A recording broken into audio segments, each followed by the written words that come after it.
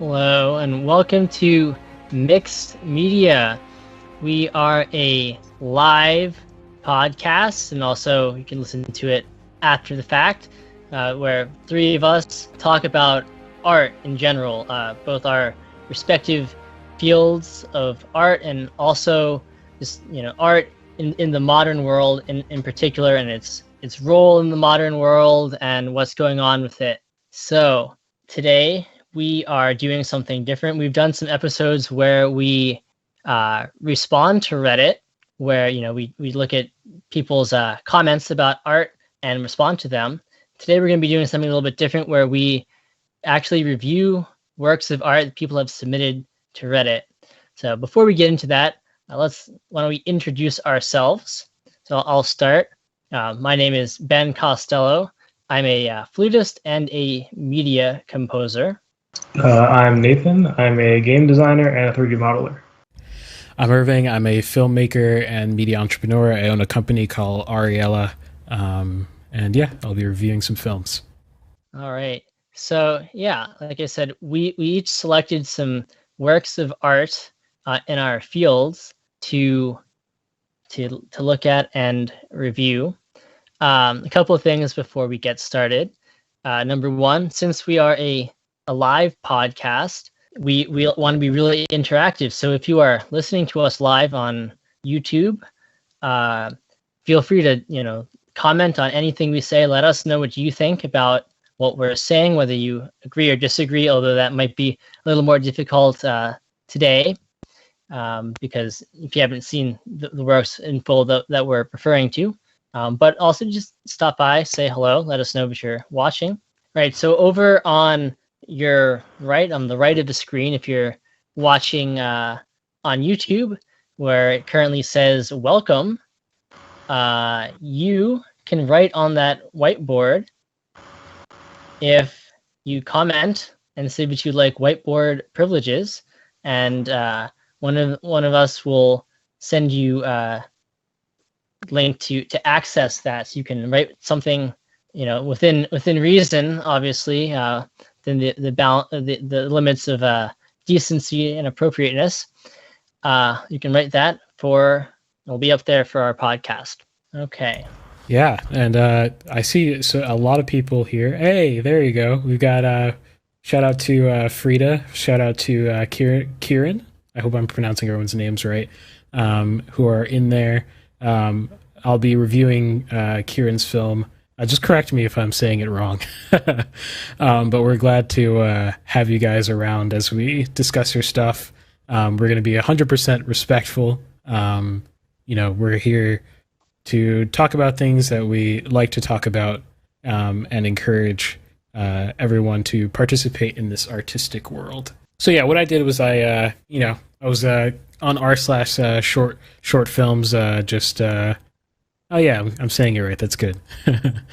I was in r/short films, kind of looking around, seeing what was interesting on there. A lot of varying degree of quality on there. But the films that I picked out were, I think, good. They were good films, and I think there's a lot to learn from them, especially because these people are continuing onwards, making works in the future. I think we can all collectively learn something from them. So yeah, I'm going to start with Kieran's film, since he's here. Sick. What was it called again? This one is called Writer's Block. Nice. Okay. I'm not going to play it back fully. First, I'm going to sort of step through it. I'm going to give you a little overview of it, just so you can get an idea of what I'm reviewing. If you are on audio only, it might be a little bit harder for you to, appreciate the film, obviously. But this is going to be recorded as well. Or you can hop over to YouTube or Twitch, and we'll be on there as well. Oh, hey, more people. Lots of people tuning in. Hey, that's really great. Yeah, so I'm gonna review. I'm gonna give you a little overview, and then I'm gonna step through the parts that I think that are interesting. So here, I'll give you a little sense of how this film opens.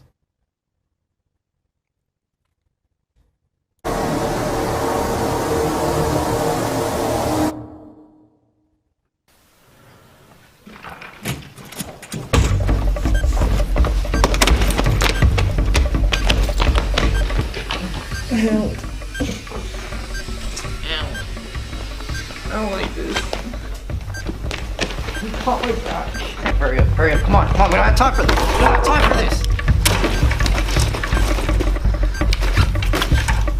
Where's it at? What zipper is it? God, there's so many zippers. No. That's not it. No, that's your bubble. No. That's not it either. God, where's the stuff? why is there so many zippers? FBI, open up! How long do we have until the bomb goes off? Approximately 1 minute. Do we have the supplies to disable it in time?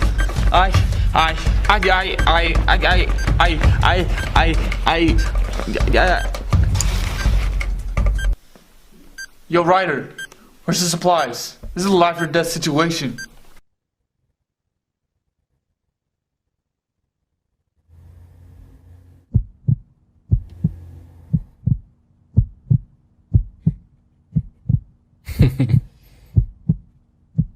And there's your opening. I'm gonna stop it right there. So you can see your.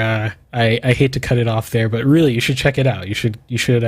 Hey, Kieran, if you could drop a link in the chat for everyone to go ahead and watch it in full, so that I don't chop it up with my reaction here.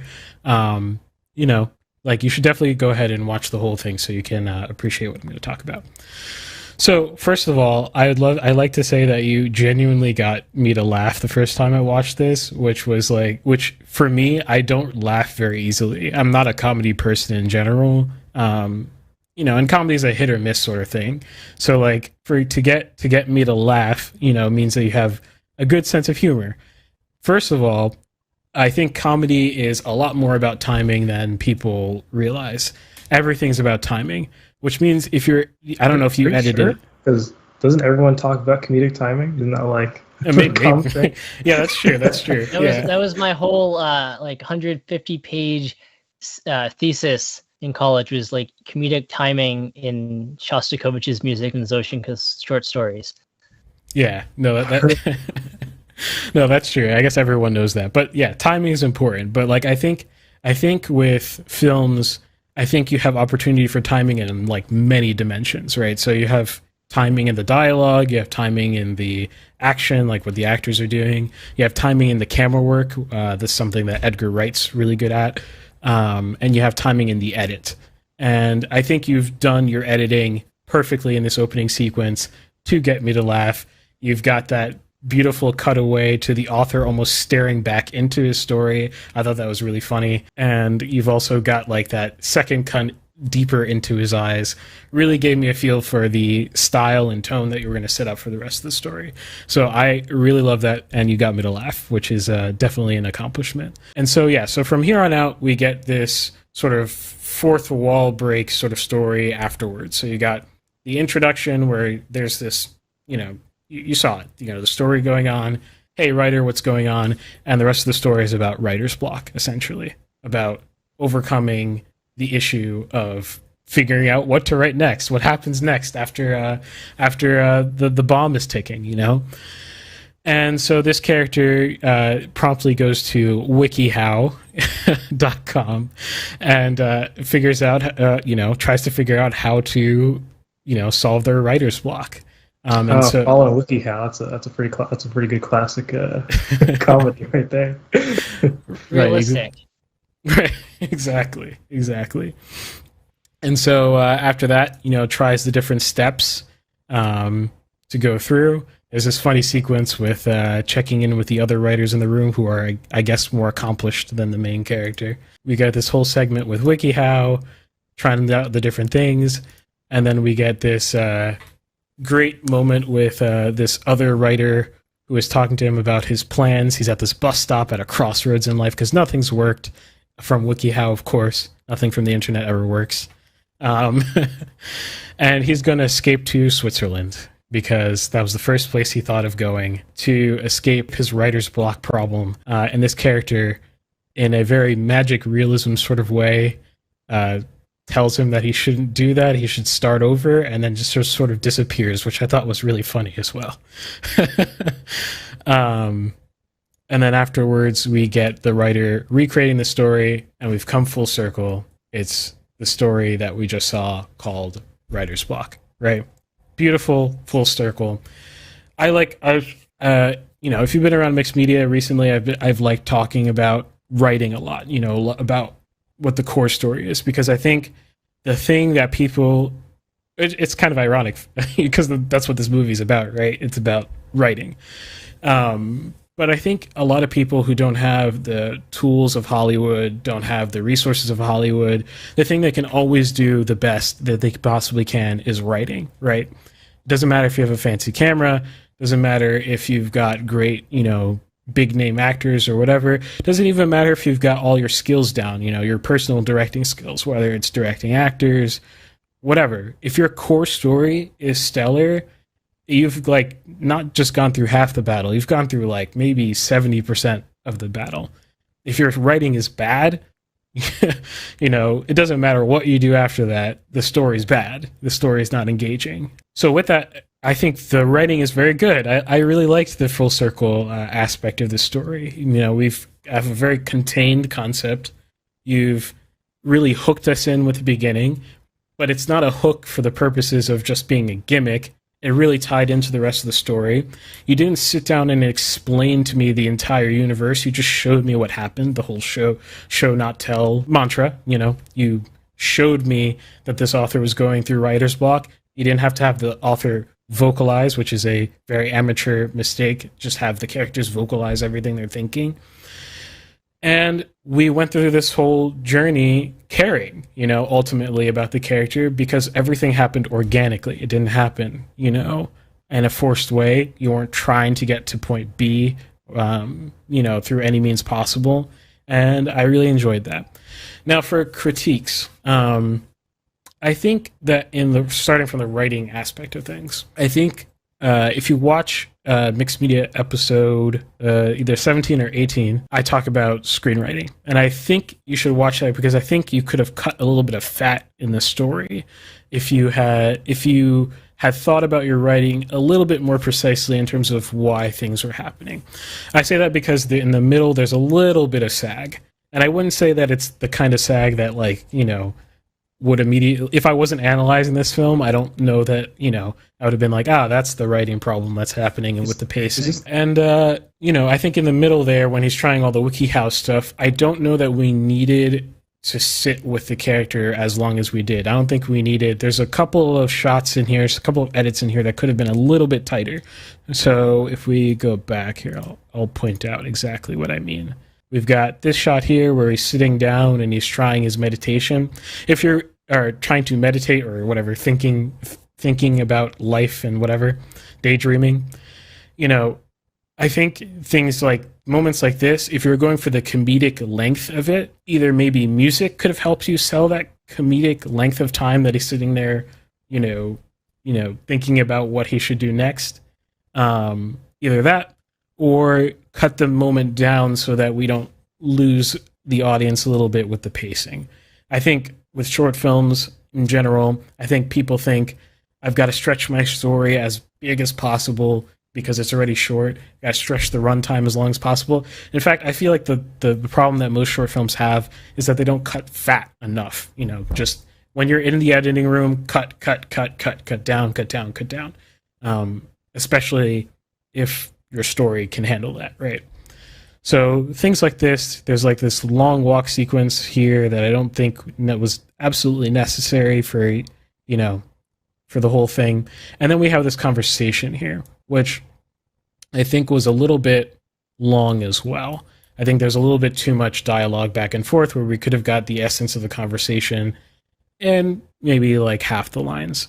But again, I'm saying all this because I think you're doing really good stuff.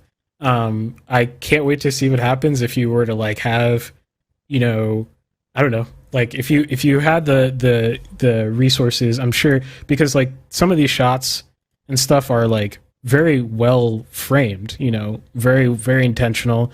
I can tell you didn't have the fanciest, highest budget camera, but that's not what matters, right? You had the core writing, you understood cinematography, and your editing was tight and good. So I really appreciated that. A few technical things. So a few things that I just want to shout you out on. This green screen here is actually pretty good for indie green screen. if I wasn't like a filmmaker, maybe I wouldn't have noticed. But I'll give you a fun tip for how to fix that, or how to make it a little bit more sellable. I don't know if you did the VFX for it or not, but when things are in focus, when your camera's in focus on something in the foreground, right, the background becomes more blurry, out of focus, right? So right here, your lens on your camera is actually not able to get perfectly sharp. Whereas whoever took the picture of the packages in the background, that camera that they were using was either higher res or the lens was higher quality, and so the background's perfectly sharp, right? So you could just add a little, if you're in Premiere or whatever you're using to edit, on almost every editor, there's a blur tool. Sometimes there's a camera or a lens blur tool or a camera blur tool. Just hit that up just a little bit so that it's at least a little bit more blurry than your foreground, and you would sell the effect a lot better. Also, splash. See, there you go. See, Nathan. But now looking at it, I'm like, all right, I see it now. But before I didn't notice, no. There you go. Yeah. But I'm surprised that I didn't see any green tinging around them. So, hey, that's pretty good work. I don't see that very often when people choose to use green screen, that, there's no green veiling or, tinges in the hair and stuff like that. So that was pretty good keying. And feel free to comment, by the way, Kieran, about anything that I'm saying. Yeah. Oh, yeah. Splash some light on some of your subjects. Now, outside, this is difficult, right? You're not going to be able to get power outside. Yeah, so in this shot, when you're outside, it's going to be hard to splash light in your subjects because you don't have a power source, and I doubt you'll have lights. I don't own lights that are powerful enough to compete with the sun as of yet, not meaningfully at least. But you chose a good time of day where it's not so bad. If you want to get easy light sources outside, there's something called bounce. You might already know what I'm talking about, but just for everyone watching, there's something called bounce. It's like, it's got like a foily texture on it. I wish I pulled it up, or else I would just show it now. And it's just a reflector, right? So there's like usually a matte white side, and there's usually like a foil reflective side. And it's cheap to get. It's like, maybe $15 to get like a cheap 5-in-1 set of bounce/reflectors. And that will help you outside. When you're inside, like when these characters over here, we've got in the picture, you've got lighting in the background where you've got like, a splash on the back shoulder. I don't know if you did that on purpose, but it actually matches the lighting in the picture, which is pretty cool. What you can do to bring the foreground up is there's something called a can light you can get at like Home Depot. That's like $5-10. I don't know how much they cost these days. The light bulb's actually more expensive, maybe $15-20 for the light bulb or something like that. Get a nice bright light bulb, put it in a can light, and then what's going to happen is that light is going to be too harsh for it to light these people properly. It's going to be too beamy in whatever room you're in. But what you can do is you can use that same bounce that I talked about that you can use outside. Take the white side, point the light at the bounce, and then reflect the light so that it bounces off softer and wider onto your subjects, so that spreads across everyone more evenly, and that would help you with lighting. I recommend, if you're going to do anything and focus on anything at all, this is my last thoughts on this one. If you're going to do anything at all, the few things that I would recommend you do is focus on your writing, learn writing really well, and write, focus on writing. Focus on next in terms of technical stuff. Don't worry about the camera, because I think you understand cinematography well enough, and you'll get there with time. I would say focus on learning lighting. It's very difficult, at least it is for me. It's hard to do, especially when you're not doing practical stuff. So if you want to even I know you have a YouTube channel. If you want to post like lighting tests on your YouTube channel or stuff like that, where you're taking a can light and you're like bouncing it around or whatever, or you're making like really small, like 1-minute shorts or something like that to help you with lighting, I think that would push everything a lot farther. And then the third and last thing I would focus on in terms of things that will really push you further is audio, for sure. So learn audio editing, learn, how to EQ things and all that kind of stuff. It was actually pretty good for a student film. So yeah, that's good. But if you're going to spend money on anything first, any big ticket item, it has to be a good mic versus a good camera, because I'd actually rather see this camera continue living on you know, with a good mic paired with it, and immediately your production quality will go up. So yeah, that's all I got to say about this one. I really enjoyed it. Check it out. Yeah, so that's it, Kieran. If you want to stick around, I'm going to be doing another one. So this one is called Apothecary. It's very interesting because when I watched it the first time, I did not realize how it was constructed, but I will leave that for after we watch it together. We're going to watch the whole thing because it's 3 minutes long. We're going to watch it together, and I'll leave it to you guys to see if you can guess how this thing was constructed. There we are.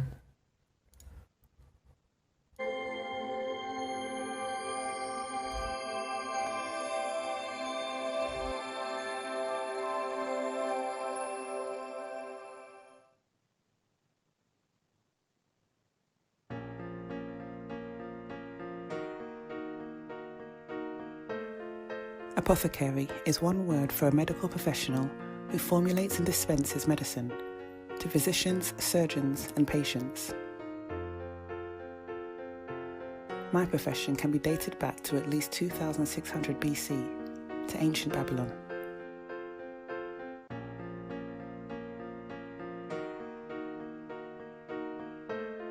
It's funny how theologians and historians sometimes describe people of the past as being barbaric and less evolved.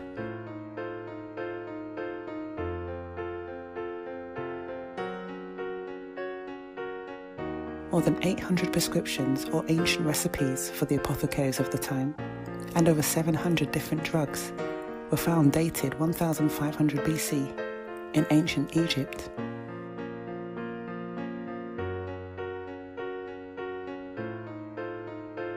You see, there's only a few of us that are like this. We do not age. We found the magic of youth centuries ago, but we can't release this to emerging civilizations due to the basic human nature of greed and hate.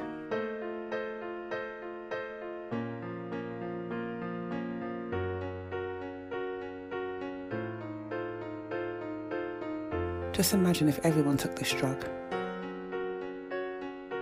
We found it by accident and experimented on ourselves. The initial plan was to find a healing formulation, but then this happened.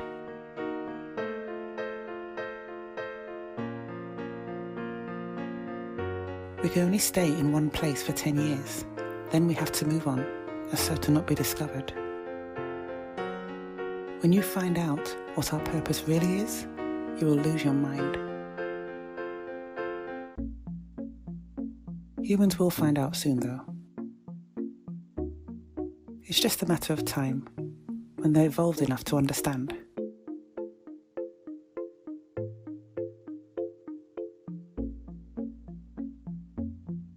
We are now in 2021.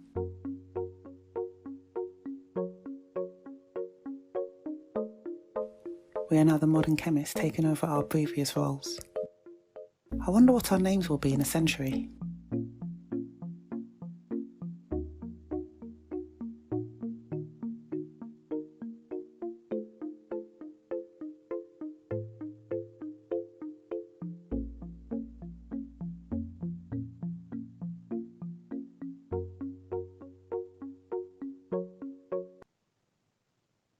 All right, there we are. There's the film. So thoughts, guys? Thoughts about perhaps how it might have been constructed? I'm honestly a little bit at like a loss to. I'm not sure I understood what I just watched, honestly. Yes.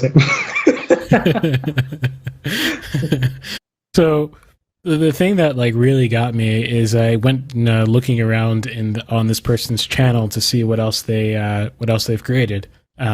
The thing that really struck me when I first watched is the footage is absolutely gorgeous. Like, you know, that definitely stands out. Yes, it's absolutely beautiful. I don't know if the director or producer, I invited them on. I'm not sure if they're on and they haven't introduced themselves, but if you are here, please let us know, because I would love to know the answer to a few questions I have about how this was made. But the footage is absolutely gorgeous. Looks like it might either be one of the black magic cameras from the looks of it, or maybe even an ARRI. And everything is done so beautifully, in terms of its aesthetic, going from, this beautiful composition here where he decided to letterbox the picture a little bit and cut it down to this vertical format. I don't think I've ever once complimented anyone doing anything vertically, except this looks really good. So that's a really big compliment. We've got, these outfits, this lady's outfit over here. It's beautifully period. The surroundings, the color palette, everything matches. You got this beautiful warm light, just absolutely gorgeous. You're probably not getting it if you're on the stream because it's compressed to death. But, look up this short film. It was called Apothecary, and you'll see what I mean. Now, the thing that got me was like, one, this title here. This title here is interesting. The title font is interesting. I don't think much effort went to putting this title together. If I was using a simple font like this, I would have at least made it all caps so the wonkiness of the font wasn't so apparent. In terms of it doesn't look very cinematic or particularly interesting the way it is right now. And the other thing was the music is extremely repetitive, and just it's on a loop basically. So I poked around this person's channel, and I'm not sure, but I think the way this person put together this short film is that they contracted out a studio to put together the images. The channel's called Bedtime Stories. So I think the idea is that they're putting together these little short audio stories basically, and they're complementing the audio story with visuals, and they're contracting out to the studio. I originally thought maybe this might have been from some crazy stock footage set that I don't even know where you find this kind of stuff, but I don't think that's the case after looking at the rest of their stuff on the channel. I think they actually do work with a filmmaker studio or something like that. They actually shouted them out in one of the descriptions of their films. So that's a very interesting way to put together a film. So absolutely nuts, beautiful images coming off the screen, leaping off the screen. So what are we left with other than the visuals? Because I have nothing to say about the visuals. Absolutely beautiful. We've got the editing, we've got the writing, and we've got the voiceover work. I don't have anything to say about the acting either. Acting is perfect. So what do I have to say about those things? The concept. Did you guys get the concept of what was going on? The world that was being set up, basically. I think so. Yeah, these fictitious, apothecaries who have figured out the serum of life, essentially, and now they live on forever, continuing to serve, I guess, people. In what capacity is not sure. Very interesting concept to pair with the images that we're seeing. And the thing that I really, really got to me, and I was just like, man, there was such a big opportunity with this film that I think was missed. And I don't know that this person's necessarily trying to make a web series or something like that. It'd be interesting to know what the long-term goals were, because on the Reddit, this person said upvote if you want to see more of this particular story. But if you wanted to go that route and you wanted this to be the teaser into something that was more long form, then I think this could have been more teasy than it was. In fact, even though this was 3 minutes and 19 seconds, I think you could have cut this down to 2 minutes, and everything would have been a lot snappier. And I've talked again about in the mixed media episode that I referenced earlier, the screenwriting episode. You can look it up on our channel. Did it recently. But tension is sort of the lifeblood of cinema. So you don't want to give any of it away if possible, especially in a teaser. You want me to be on the edge of my seat. So I think trimming it down, especially the first third, I feel like, the visuals were so compelling that I was sort of entranced by that. But I also think we could have cut down that section a little bit. And then when we get you start to get this feeling with the dialogue in the background, the voiceover work, you start to get this feeling that something, okay, this is not just explaining the history of apothecaries. That's not what this is all about. There's some setup going on. What I think this should have been is it should have been the moment that you start to realize that there's a larger concept going on, that there's a larger concept essentially being pitched to you, is the moment the voiceover should have ended. This, I think, suffered from sort of like an anime-ism, where you get into the weeds of explaining the nitty-gritty of everything that's going on, when it's we're not even going to get the full story, right? So why not just leave us hanging in every way possible, but give us just enough to string us along to the end and make me hit that subscribe button because I can't not know what this whole world is about, right? So I'll give you a specific thing here, and this has to do with the edit too. This shot. I love this shot. The shot with the push in, and they've all of a sudden switched a tire, and everything has been modernized. You get this sort of rehoused look of the set where it's gone from old-timey to a repurposed old-timey. I love that decision. Very great. That edit going to this could have hit like a freight train, if you had cut the voiceover so that we don't know exactly, and we have to see. So it's the show not tell problem, right? So we have to look and see and decipher what the heck is going on. You just said the serum of life. What does that mean? And now we're watching, you know what I mean? And the visuals are very compelling, so I'm going to be hooked, until we get maybe a little splash of dialogue again, or whatever it is or maybe the music I think would have really done really well to have climaxed here, with this shot. And here you would have had this reveal of, oh, right, you get that like sort of like double take of like this is setting up a universe where these people are still alive, and they're working in the modern world, and they look like a regular old doctor, right? Yeah, it's got the imagination going. And so I thought this was a really good one to learn from because it was so visually compelling. I had nothing to say about the technical, but I thought it was a really interesting look because it shows you the importance of very intentional writing. And I think because this person made it in the way they did, I think they wrote their voiceover, they received the footage, and they put them together. Sometimes when you put things together, you can realize new things, and that's where editing is a whole art of its own, right? That's why you have, usually a separate editor who is very differently minded about how they approach the things they receive. So when an editor receives their stuff, they don't typically, they don't just take it. Well, it depends. Some people are kind of strong-armed into doing exactly what they're supposed to do, just reproducing the script. But an editor will take all the stuff they've been given and say, how do I make the director's vision that much more potent, through the way I can see this story from a disinterested perspective. And I think if you were going to do this again, and you have done this again, with these sort of concept works, when you receive that footage and you receive you want to, you've done your voiceover work, don't just put them together. Rethink about it again and say, can I trim some fat here? But not only can I trim some fat, is there any way where I can increase the tension by giving less information? This is a teaser after all. And other than that, I think it's pretty good. Oh, and yeah, definitely the music. I don't know what your budget's like. I don't know how your arrangements work with how things work. But this imagery is like OP, overpowered compared to the music, right? And that imbalance is very odd. So, hire Ben.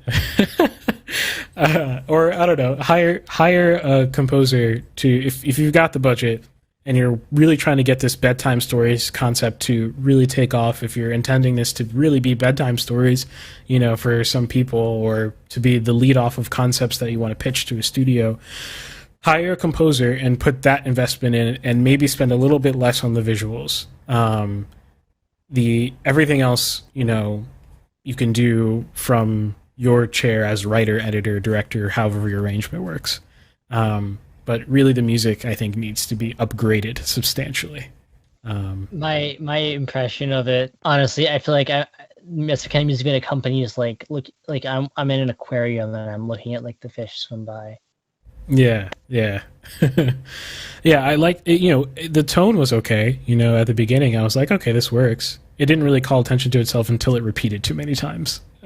Then that's when I was like, okay, no, this doesn't work. I might even recognize where it comes from. It might come from Filmstro. Oh no.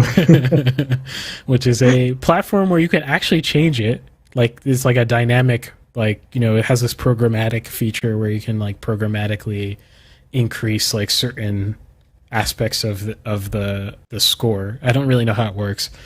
And I used to use Filmstro for YouTube stuff because you can't spend thousands of dollars per YouTube video, obviously.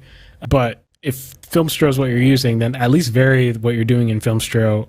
And I think if you're spending this much money on the imagery, and this looks very expensive, I think you can spend money on the music and just actually get something recorded. I think that's pretty much it for me. Nice. Cool. Yeah, no, that was fun. We're definitely going to do this again. I think that's a pretty much a guarantee. Maybe play with the format or whatever. Who knows what? Yeah, but maybe do like one each instead of two. Right, exactly. But it was the first time we did this. We had no idea how long it would be. But I mean, we had people stick around, which is like, I mean, you guys are awesome.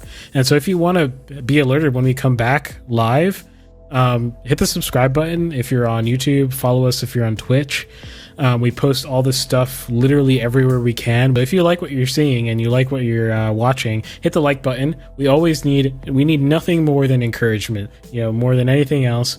We would like to, and we would love to have a community that's constantly having conversations about, any kind of art at all. Even arts that we don't, understand or, delve into. I would love to get into, painting. Yeah, I was literally gonna say that. Like, I would love to understand the minds of painters and all that kind of stuff. So hit us up on Discord. Link in the description. If you want to talk about dancing too. Yeah, exactly. Yeah. Ballet is something I look at and it's like, it's so interesting, but I can't understand it other than the musical portion of it. Yeah. So like, there you go. Like, we would love to have arts conversations. If you're watching this or in post or listening in post or whatever, we appreciate you, and we'd love to hear what you'd want us to do in the future. If you want us to continue doing stuff like this, whatever topics you want us to cover. In fact, the best way to reach us at any given time is on Discord. There you can continue the conversation. You can tell us what you didn't like about the stuff that you saw today, or submit your own work in the future. But if you choose to support us, you like what we're doing, I would be overjoyed. I wouldn't even know what I would say if someone gave us $1 a month. I think I would cry. Just the gesture is so out of my mind. Cool. So I guess I'll say thank you so much for watching. We appreciate you stopping by, and we'll be back next week for another episode of Mixed Media Live. Yeah. Thanks for listening. Thanks for watching. See you next time.